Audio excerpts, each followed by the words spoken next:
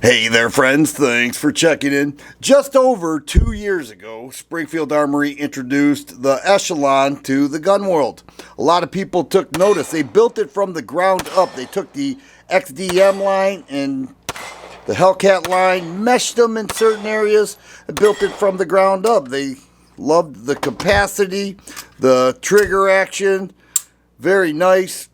Different than what we're used to. An optic system, variable interface system that allows many different optic footprints. I actually changed my optic on here to a Veridian RFX 11. Very cool optic. The sight picture, they now make them with threaded barrels. They changed the slide. They made it modular. I could go on. The fact is, people who got their hands on this, that's probably my favorite polymer frame striker fire handgun. But in December of 24, they came out with the Echelon 4.0 compact, and this too was met with high approval. That's one that you could carry. People would say, I could carry this now. It's a little bit shorter, same mechanics. Yeah, the capacity changed, but not in a bad way. They still have 15 round mags and a little higher, and you know, it's a great handgun, and people love the shooting impulse of it. They say it's great. It handles the 9mm just fine. But Springfield came up with a variant of this.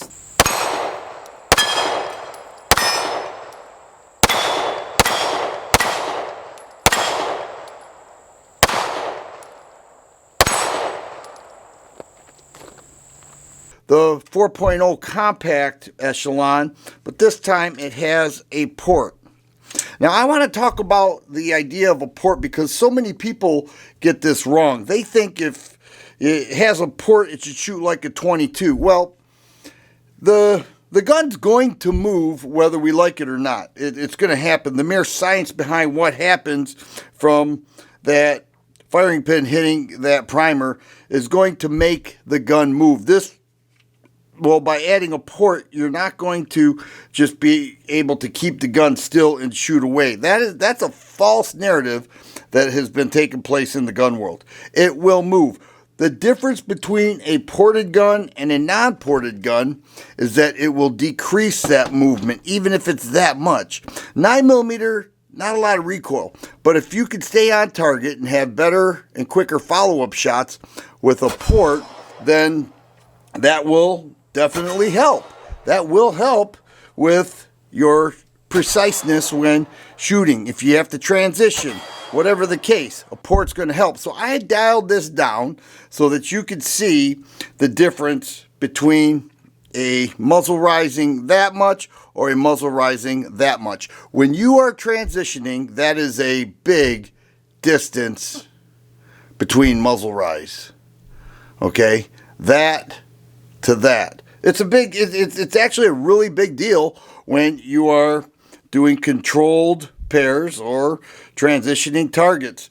Take a look at this and you will see what I'm talking about, and you may say, you know, this TFG guy for once in his life is right.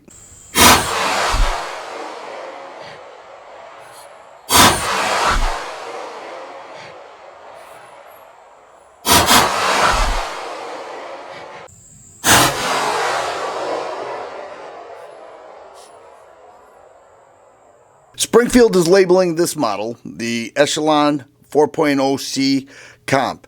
They call it a comp as if a compensator is added. It's actually a port in the slide and the barrel. Definitely keeps the muzzle rise to a minimum. Now the optic that I used is a Aimwin PN 320. Nice optic, aluminum housed, nice visual dot.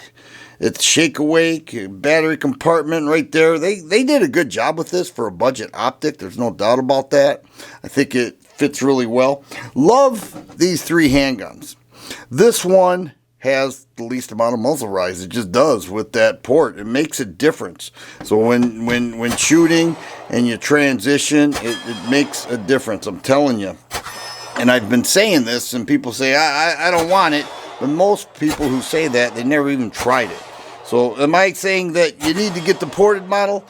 No, I'm not saying that. If you have this, you're probably just fine. But if you've been convinced even a little bit that a compensator or a port in the handgun helps decrease the muzzle rise, then perhaps you'll understand what I've been saying for quite a while. So many manufacturers are coming out with their versions of a compensated or a ported handgun. The Echelon itself remains the same. Excellent trigger action, nice optic system. I love the grip on this. The grip on this is just phenomenal. Easy disassemble, easy to shoot, and it just offers so much to the handgun world that I'm just so proud now to have 3 of them. If you like videos like this, please subscribe and share. I always appreciate the thumbs up button. Thanks for watching, and you guys be safe.